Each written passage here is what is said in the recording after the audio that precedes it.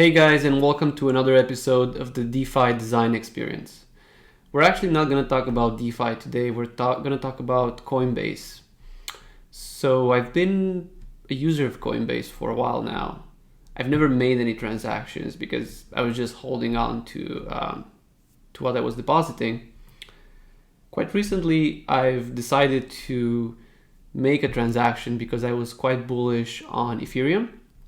So I had some uni left out from last year. I think I bought in November or something, and I decided to exchange that uni for Ether. So yeah, I just want to talk a bit about my experience while using the platform in that way, and what struck me as design that, in my view, could be improved, as design that doesn't help the user in trusting the platform. I feel that by telling this story and by kind of showing what I feel to be trustworthy design, I will be able to, just people would see it and be like, yeah, this is not a good way to design an experience. Or maybe, I'm not a judge of that. Anyone can take their own ideas and opinion from that. So, I just want to go through that with you right now. So I went on Coinbase. I'm just going to get straight to the point. This is the Coinbase dashboard. This is where it says my uni balance. This is telling me how much uni I have and how much my uni is worth right now, right? So as a new user, I go to Coinbase and I click on convert all because I'm bullish on Ethereum. I feel that Ethereum will be going up, so I want to convert all my uni, right? So I click convert all, and then it pops up this model, which is quite interesting. Because the first thing that catches my eyes is the fact that it says here that the Coinbase fee is actually 0. And that's, the first thing that goes through my mind is like, wow, that's really nice. Like the Coinbase fee is 0. They have the exchange rate here, which I just feel like is the normal market exchange rate. I don't bother going through that or questioning that or doing the actual exchange. So I trust them. And I click convert now. I'm not going to click convert right now. But if you click convert now, what will happen is you're going to see that your portfolio value is actually less than it was before. Why? Because they actually have a fee, but that fee is actually hidden in the exchange rate. So, a lot of people would say, yeah, that's normal for exchanges to do, right? Which I don't think that's actually really true. Some exchanges don't do that. And we're going to go a bit through that in a moment. So the thing that strikes me here, because after I saw that my portfolio balance was somehow 200 euros lower than previously, than the exchange before I exchanged it, what struck me was the fact that coming back here to understand what actually happened, I was immediately drawn by the fact that I have the exchange rate in the Coinbase fee, and these actually look to me like tooltips. And I was thinking okay, I'm gonna hover over them, but nothing appears. A tooltip, normally where you hover over it, something appears and you kind of see the tooltip, but in this case, absolutely nothing appeared. I decided to click on it, and when you click on it, it takes you to this kind of long page where you have to kind of go through it. And all this stuff and all this generalized stuff about all their products and all their fees. And you specifically need to find out the cryptocurrency conversion rate, which in this case is 2%. Here it says you need to search for that and you need to find it, and it says it's 2%. Cool. I didn't know that. There was no way they were saying that on the model page. And they're just like, Coinbase fee 0, which is not fucking 0 because it's not 0. It's fucking 2%. That's your fee. Don't fuck with the users, right? And, it's just it's not trustworthy, sometimes you as a designer, you kind of want users to go with that aha moment. This is definitely not an aha moment. This is more like fuck you Coinbase moment, you know, when you end up seeing Coinbase fee 0, but the exchange rate is actually not that, you know? So, you know, like throughout the experience, you have users having different reactions. And what I just want to point out to from a design perspective is that the reaction tends to be negative in this specific moment. And that was in my case, right? So we have the exchange rate, we have the Coinbase fee, and now, you know, you're wondering like, what's the best way to be able to do this? Well, one of the ways that you can actually do this is having an actual tooltip that behaves like a tooltip here. This looks like a tooltip, but does not behave like a tooltip. Why? Well, I would say that they intentionally made it that way, so you need to search for your information.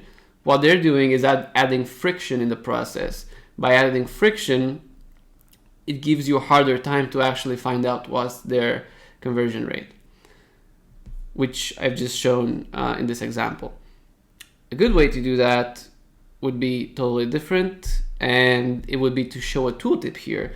And as I've explained in the previous video, we have different tooltip approaches. I just want to show you this one quite quickly.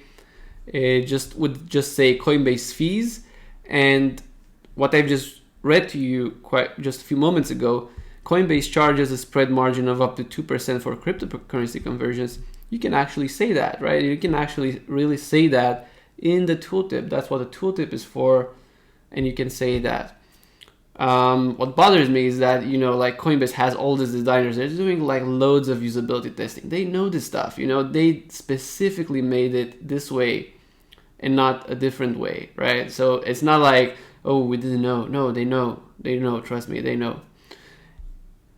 An interesting thing that I want to point out from this tooltip information is that you can like click more information and then you can go to the page. So it's just like the information that you need to know, which shows this brand as being a trustworthy brand, you know, like it gives you that information without needing to go to the other page and search for it in a generalized page about all their fees and everything. And then not only that, like if you want to know more, it gives you this nice link that you just click on it and then you just go there. You know, that's it. You just have an open relationship with me, because I'm gonna find out the bullshit in the end. I'm gonna find out that you're bullshitting me, and when I'm gonna find out that, I'll be like, fuck you, and I'm gonna go to another platform that's more trustworthy. So just saying that, I want to show you how Wise does it. So Wise is actually former TransferWise. They don't do crypto. They just do. They started as an exchange, but not for crypto. And now they have a bank. You can look more into it if you want to. But the bottom line is, I really like the way they approach design, and that's why I want to show you this. Is because you can see here that they have a $4 fee, and this $4 fee is exactly their fee. If you click on the rate, you're gonna give you the exact rate. They're as transparent as possible. It says here we use a real exchange rate, so that's how they do it. You know, they don't hide their fee inside the exchange rate, and by being in a product, by using a product that, you know, is straightforward to me, that shows the fact that they are trustworthy, it makes me come back and it makes me want to use this product even more in the future. Right now, by, you know, having this experience here and seeing how, you know, they kind of hidden that through the experience, doesn't want me to use this product. Just want to emphasize here the fact that experience in design is like a relationship. It's a relationship between you and the brand. And there are moments in which that relationship gets closer, and there are moments in which you distance yourself. And through design, you're able to cultivate that relationship, and you're able to cultivate that relationship with the brand. You're able to cultivate that relationship with the product. And I think that's very important from a designer perspective. And from a user perspective, my view on Coinbase right now is not that high just because of this. So just going a bit more further into this, just took like 2 minutes and whipped out like kind of how I would see like this to look. And if you look here, you're gonna see the fact that we have the exchange rate and then the actual fee, which they didn't bother putting. And then if you hover over the Coinbase fee, you would actually get that tooltip which states their fee. Because the bottom line, they do know their fee, right? Because if you look here, it will give you the fact that you're gonna get 8.95 Ether, right? 8.957 Ether, 957 Ether. Your uni balance, my uni balance is 605, which amounts to 18,238 euros. If I convert 8.957 Ether, right, to euros, I'm gonna get 18,032 euros, right? And if I take 18,238, which is my uni balance right now, and if I take out the amount of Ether that I'm going to get, which is 18,000 euros, I'm gonna get a difference of something like 200 euros, right? Like that's kind of the difference right here. Something like almost 200 euros, 190 euros, right? So instead of making me do all these calculations, they could just like say here, you know, this is the Coinbase fee. This is how we calculate the fee.